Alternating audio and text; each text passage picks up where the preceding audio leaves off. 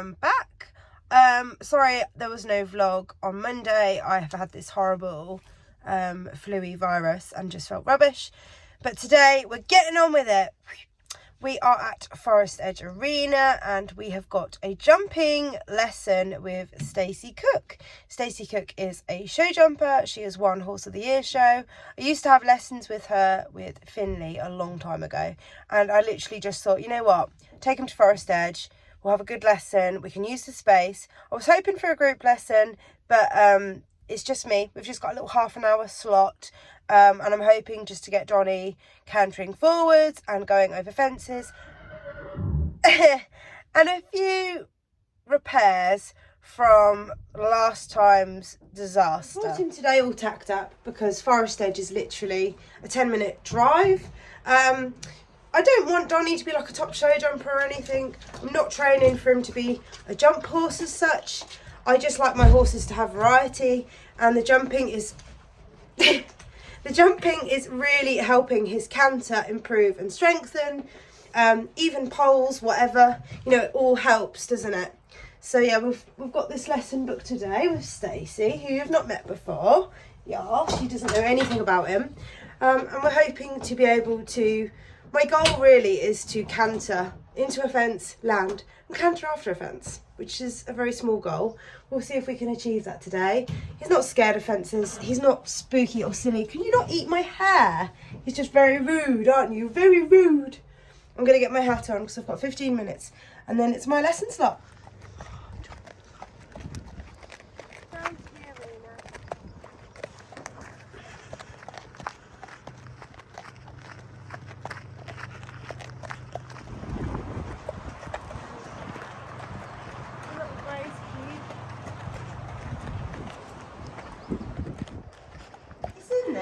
Okay.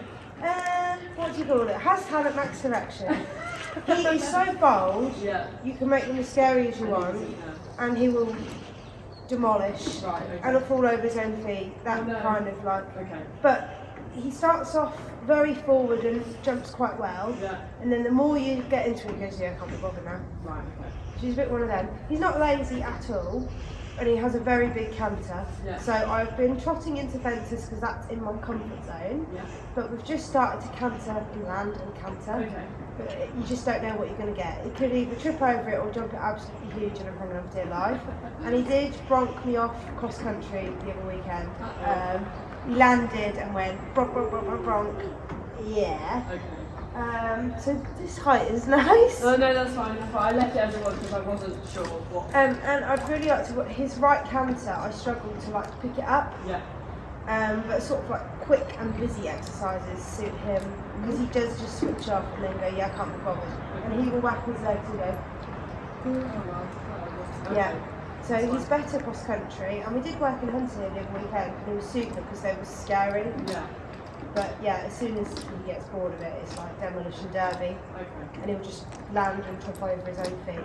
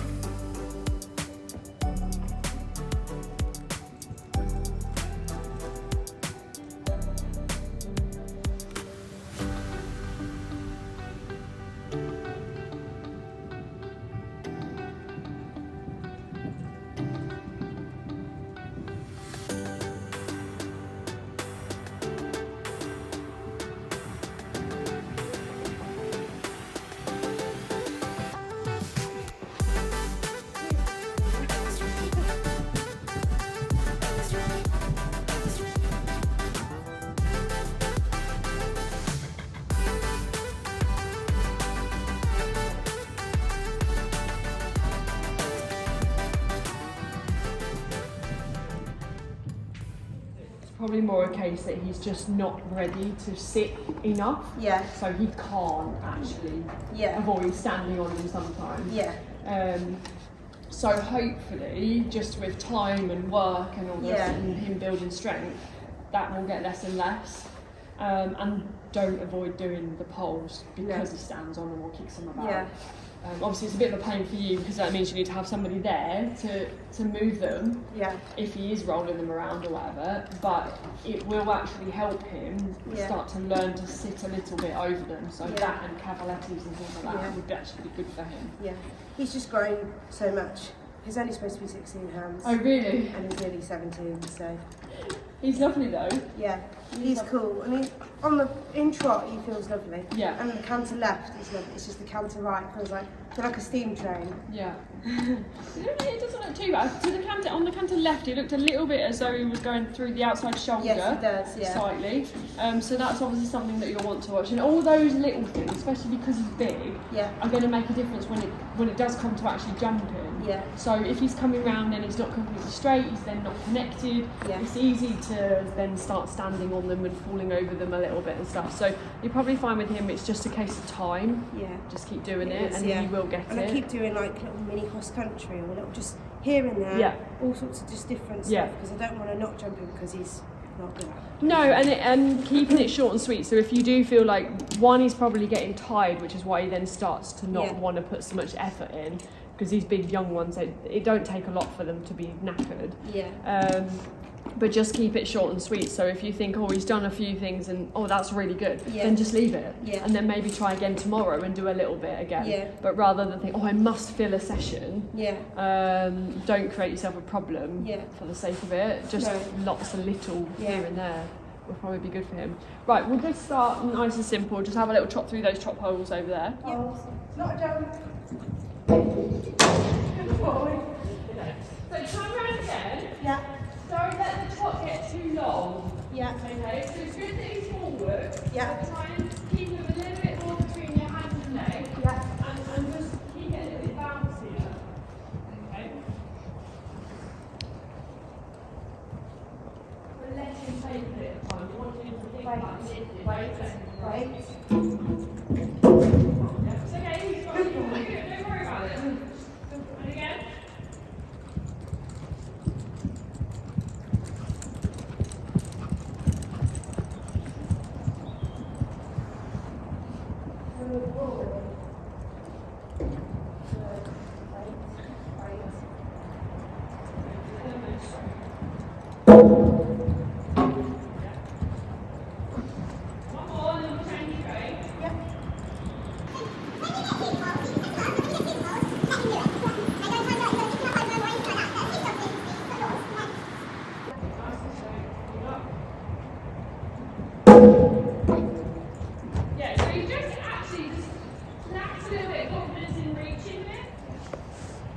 Rhythm. And then squeeze. Yeah, just, okay. And again. No, it's right. Good boy. Okay, good. And again.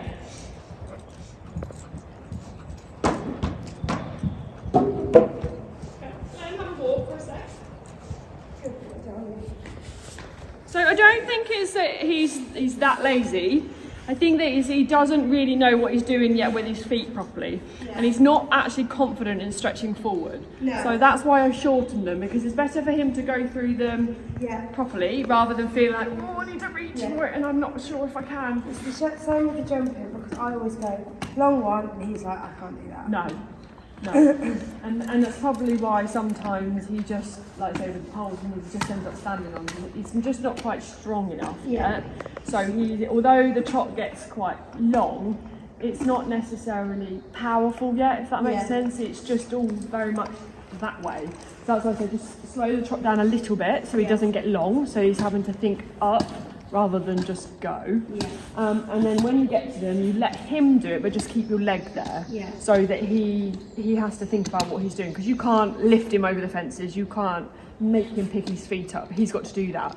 But you can see it, and you obviously feel it, that when he comes in, if he's just that little bit far away, because he, instead of being unsure as such and then sort of going, oh, I can't, he just goes, oh, I'll just tip an extra one in. Yeah. And we want to get that out. You want him to think, I can reach, I can open, and do it that way. So start with them slightly smaller. So really, for a horse his size, for me, I would put 5 of my feet like that between them. Yeah. I've actually rolled them to 4. Yeah. When he then starts doing it and you notice it gets a bit short, then just roll them to like 4.5. Yeah. And then when he's doing that really well because he's confident, then roll them out back to 5, which is what it probably should be for him. And it will probably be the same with the poles. We'll see when he's cantering that it might be you just start with everything a little bit closer together, so nothing's a big effort. Yeah. And as he gets more confident, you can then move it back to what it is. But we'll see. You might be different when we're cantering and stuff like that. So, so you're going to come around to this flagged one, canter over the pole, and canter over the white one there.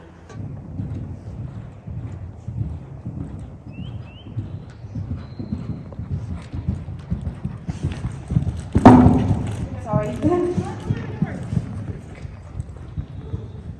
Okay, come again.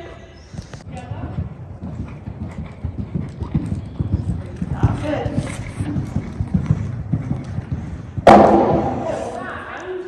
And then squeeze him into your hand. So you don't necessarily want him to go more forward or anything like that, but just it's there, you give him the support on the landing. That's where you can help him. Yeah? You can't help him literally put his feet up, but you can help him on the approach and on the landing to support him and then set him up for the next one. That's essentially our job. His job is to jump.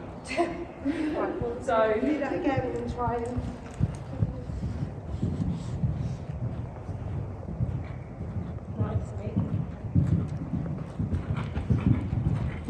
Good. Squeeze. Good ball. there you go. Right. Up. Good boy. Good boy. What do you think about the first one? I come in short and then I'll run on the next one. You got faster. Yeah, go faster. Yeah. And then So short and then that one was wrong. use your half pole on your outside rein. Yeah. And come around there. Just to keep him, make him stay on the rhythm. So on the right rein, he's not as forward. Yeah. Because he finds it a bit harder. Yeah. On the left rein, he's more forward because he finds it easier. But obviously, you've also got the tendency to want to drift. Yes. That you've got to be careful of. Okay, so it will be important for you to make sure that you've got him in the outside rein, or you're using the outside rein to help around the corner a bit so that he doesn't do that, get fast, get long, and then you're having to do too much in between here because he's already got away from you there. Yeah? Okay, so go again. Maintain the rhythm. Right. So again. Sorry. That's it, there you go. Sorry. That's okay. Yeah. So he's going to find it hard to sustain a rhythm for like super long periods of time. Yeah. So which is why you've got it all around there, and then obviously you've got the element of going over a pole or whatever, which can throw them off balance, off rhythm, and then he's got to try to regroup or sustain it as he's going down to there. So that's your job, not to get sort of like the pole's coming, I need to get there, and don't chase him. No. Yeah, just give him the time to stay on the rhythm. Yeah. I try and see a stride, and I think I need to, and I can't with him. So I need to. So if you work on keeping the rhythm, then at the moment at this stage, you're not going to be too far away. Yeah. Okay. As he develops, and we can start working on collecting him up and lengthening him a little bit more, then you'll be able to start trying to place him in. But you're not going to be able to do that with him at the moment because at the minute he's kind of got one pace or one, really, and that's it. He's not, he's not adjustable yet. No. But that again, that's something that will come with time.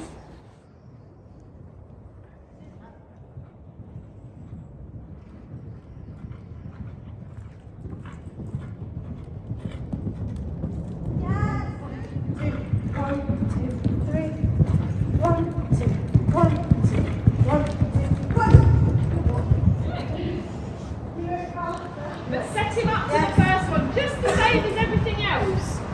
Good boy.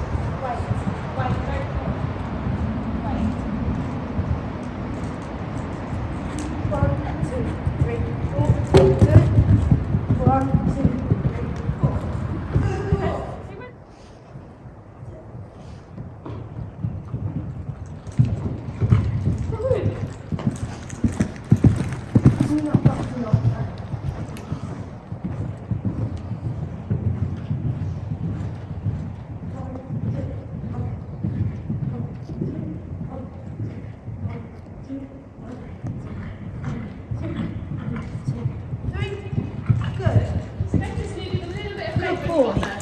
Yeah. Yeah.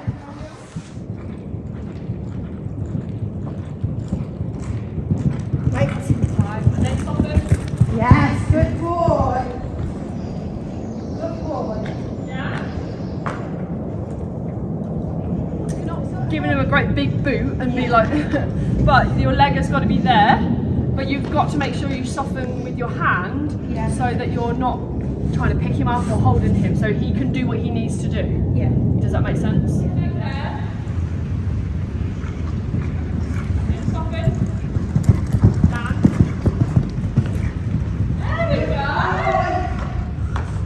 Doing some trot poles, so have them a little bit closer together to start with and getting to encourage him to start learning to stretch. You know, you can set up in a 20 by 40 where you've got the distances. Yeah, so that you can practice counting your strides, but also whether you need to lengthen him because he's dropped off you in the rhythm, or you need to shorten him a little bit because he's got a bit long or a bit quick. So you can play with it like that just with poles. Once you start getting him so that he's understanding more what he's got to do with his feet, then make them into small little fences or cross poles and things like that, like we've done today, and do the same thing. But you can do it. It's just much harder with a bigger horse in a smaller arena, obviously, and it just takes a little bit more time. But I don't think seeing him today that he's doing it because he doesn't care. I think he's doing it because he can't. And canter poles, even if you don't have them like put out like this, if you have them a bit more like, you know, like bouncers, again, try them with them slightly closer together. And if he's standing on them because they're too close, then obviously roll them out. But don't start with them really big and find that he's reaching for each and every one because he can't. Keep them together because it gives him confidence, and then just start gradually rolling them out a little bit. Yeah? Been super. Who's been super? You got it? Scrumptious. Is that nice? Have you been a super boy? I've just finished my lesson and it was absolutely fantastic. I really enjoyed it, and we cantered nearly everything. We did hardly any trotting, which is a huge goal for us to just canter, and it was also our first time cantering over poles. It's something I have avoided because I'm so worried he's gonna like stand on it and fall over and hurt himself. So we cantered over poles and did like one after the other and focused on keeping a rhythm. And we were having a little joke at the end because his show name is actually Kusain Rhythm, the horse that should have all the rhythm, which it's my fault. You know, I'm riding him like Finley, like pushing him. I need to just sit there and just relax and hold my leg there, not try and make the jump happen. But yeah, I'm going to leave all the footage as raw as I can because it was very interesting, especially if you've got a young horse and you want to teach it how to jump. So yeah, I hope you've enjoyed this week's very informative lesson vlog, and I'll see you all again soon. Bye. Say bye, Don.